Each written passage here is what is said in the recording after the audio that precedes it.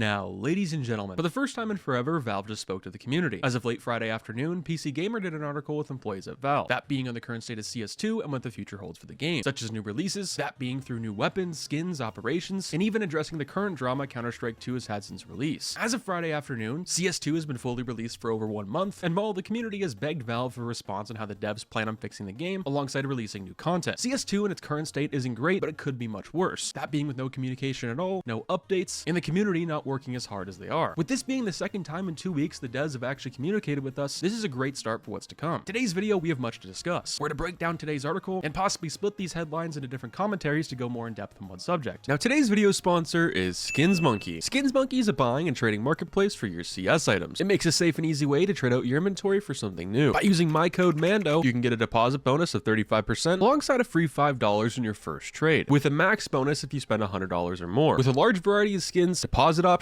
alongside daily, weekly, and monthly giveaways, they're doing a great job rivaling other competition. If interested, it'll be at the top of the link in the description below. Firstly, where and when did this happen? Well, CS2 last Friday retweeted an article from PCGamer, where they interviewed Valve on the current state and future of CS2. Now, this article/interview was pretty lengthy, and quite possibly this is some of the most detail we've ever gotten from an interviewer, let alone Valve. Let's start off at the top at CS2's release. According to the devs, apparently they didn't have a release date in mind. Valve also stated that they knew CS2 was going to replace CSGO immediately, and this was right before when they started porting over CSGO to Source 2, now being called CS2. PCGamer continued and asked Valve what are their plans for the first year of CS2. They talked about a bunch of things, but the most important part is Valve stated the introduction of skill-based matchmaking to CSGO, official 5v5 matches with visible skill groups, that was a turning point for the game, according to Valve. And apparently they didn't think Premier was going to be as much of a hit as it is right now, that being the most popular game mode inside CS2. They're keeping their plans as flexible as possible as they balance their ability to respond to urgent player needs alongside a list of other features that they'd love to ship. I'm assuming that's through new cases, content like an operation, or possibly a brand new format that we haven't seen before. And then PCGamer makes a pretty interesting statement that Valve somewhat responds to. Pretty much they say there's been a significant amount of backlash towards NFTs in gaming, and most games that come out with them or have something related to do with them have failed. But Counter-Strike is one of the only ones that's been successful. Why is that, and how do you plan on keeping it different from all these other things? And this is for release, by the way. Valve knew, just like how they were going to get rid of CSGO and CS2 replace all of it, that CS2 skins were going to replace CSGO, but mainly just carry over from CSGO into CS2, because that would pretty much kill their entire player base. Now, they didn't say that, but anyone with a brain over there would probably say the same thing. They wanted them to carry over and look almost similar, if not a little better, with the Source 2 engine, and if anything possible, they want to add on to it. Now, next up is sprays for weapons and also throwing nades. According to Valve, it's also different because of the sub-tick system. They stated in CSGO, players were split between 64 and 128 tick servers. Tick rate affected CSGO in several ways, including how grenades were simulated in the spray patterns for weapons, and players had difficulty switching between the two environments. I'm assuming they're talking about the tick system here, which that's very true. A big problem in CSGO is if you were to play matchmaking versus something like FIXED or ESCA or whoever it was big at the time, like CSGO, watching the pros and how they throw their nades and play the game entirely was different from 128 to 64 tick. If you were to throw a stare smoke on 128 versus 64, they would land differently. And I think Valve wanted to reunite and just have everyone on the same thing so it's universal across everything. I think that's a great thing that they did. They also go on to state about the drama with 64 tick, 128, and the new sub-tick system. Now, they didn't necessarily say they're going to fix it or make it better in the future, but I'm only going to assume they're going to do their best. They've tried to match 128 tick behavior as much as possible. Now, the reasoning behind that, if I had to guess, it's probably for cost, but also in the future, I do believe with new technology coming out, Valve being innovative as much as they are, we're going to make this probably a better system. But of course, only time will tell. Really interesting question for new content. PCGamer asked Valve if they intend to release new weapons over CS2's lifespan. The simple answer is yes. According to Valve, they're always looking for new ways to give players more interesting decisions to make in the game, so they'll look at weapons or things people don't normally use to spice things up and make things new and feel refreshing over the course of the next 10 years. I guess to simply switch the meta so things feel more new, and there's just somewhat of a new objective every once in a while, because things eventually do get boring, and if you look at CSGO, there wasn't many, but there were a few different metas here and there. Pistols, SMGs, even the rifles. It took people almost a whole decade to realize the SG and the AUG were absolutely overpowered. Will that happen with something in CS2, where someone finds out something is a lot more overpowered than something else? Right now, I kind of feel like that's shotguns. Valve was also asked about skin prices during the limited test, with how they went up so much, and well, they replied saying they don't check the market unless it's near release for a new case or operation. But they didn't really go into specifics, and I'm assuming they haven't as of recent. But they said it's really great, and that's pretty much it. There's not much to it. I know for a fact over the past 10 years from CSGO until now, at least for CSGO, that they had economists working there to help alongside Valve adding these skins to the game, to make sure the market is as stable, not inflated as possible. And this might be a whole commentary itself because it's very interesting. How do they know what skins or certain graffiti treaties for certain weapons that they add to the game at a certain point in time? Are they supposed to be in meta? Are they not in meta? How do they pick and choose? And one of the last things I want to cover in today's commentary is Valve did something very important here. They admitted to failure. Now, not with the whole Counter-Strike franchise, but by failing in the lack of communication with the community in CSGO and somewhat in CS2. And they're trying to learn from that and make the communication, the community, and the game better for years to come. They also went into detail and specifics on how they learned, and that was through backlash or poor sales and poor player count. When Valve released the R8, they were not listening to reviews on matchmaking inside CSGO, and even pro players. And of course, the entire community could add on to that, but the fact that they admitted to something like that being a failure, is really awesome. For the last 10 years of CSGO until the present day of CS2, we the community have asked Valve dozens of times for communication with us, the players, to discuss what's needed to be changed and what the future will hold, and well, they just did all of that. Now that's pretty much just glossing over it all. Valve just went against all odds and rumors about talking to us. But the question is, and I'll leave this for you guys to decide, will Valve actually follow through with what they just said? Meaning, will they keep communication with us, keep us in the loop, and keep updating the game with what they said? Let me know what you guys think down below. If there's anything specific you guys want to go into a commentary on, such as new weapons, the skins market, new content to come, those are things I'll be covering. Let me know what you guys want to see. I'll catch you guys in the next one. Stay positive, stay sexy. I'm out, guys. Peace.